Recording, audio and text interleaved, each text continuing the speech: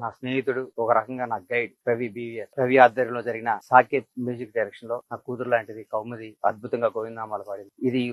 ఈ అద్భుతమైన రోజు ఇది నా చేతుల ద్వారా రిలీజ్ చేయడం ఆ స్వామివారి ఇచ్చిన అదృష్టంగా భావిస్తున్నాను. ఈ గోవిందనామాలో ప్రపంచ వ్యాప్తంగా ప్రాచుర్యం పొంది అందరూ ఈ పాటలు వినాలని మనస్ఫూర్తిగా కోరుకుంటున్నాను. మా బండ్లన్న ఆయన స్వగృహం నుంచి ఏడుకొండల స్వామి దర్శనం కోసం పాదయాత్ర చేయటం, ఆ పాదయాత్ర నిర్విఘ్నంగా విజయవంతంగా ఇక్కడ దాకా రావటం చాలా సంతోషం. తన కోసం, తన కుటుంబం కోసం, తన వ్యాపారాల కోసం పూజలు, పునస్కారాలు, పువ్వులు, మొక్కులు చేస్తున్న ఈ రోజుల్లో ఓ మహానాయకుడు కోసం, ఓ మహానాయకుడులోని రాష్ట్రం మనుగడ కోసం ఎక్కడో ఢిల్లీలో సర్వోన్నత న్యాయస్థానం మెట్ల మీద మొక్కి ఆ మొక్కు మరవకుండా తన గడప నుంచి స్వామి గడప దాకా నడుస్తున్నాడంటే అది ఆయన పిలిపించుకున్నదే, ఇది ఆయన సంకల్పం. ఆ సంకల్పం కోసమే ఈ సంకల్ప యాత్ర అని పెట్టాం. దాంట్లో మాది వృధా భక్తిగా అందరినీ ఉత్తేజపరచడం కోసం మా గాయని కౌముది నేమాని ఆవిడ పాడుతుండగా సాకేత్ కొమాండూరి మంచి మ్యూజిక్ డైరెక్టర్ కుర్రవాడు గోవిందనామాల్ని ఒక 8 మినిట్ గోవిందనామాలు రికార్డ్ చేశాం. అన్నయ్య చేతుల మీదుగా అది లాంచ్ అవటం. ఎప్పుడు మనకు ఆ స్వామి గుర్తుకొస్తే ఒకసారి వింటే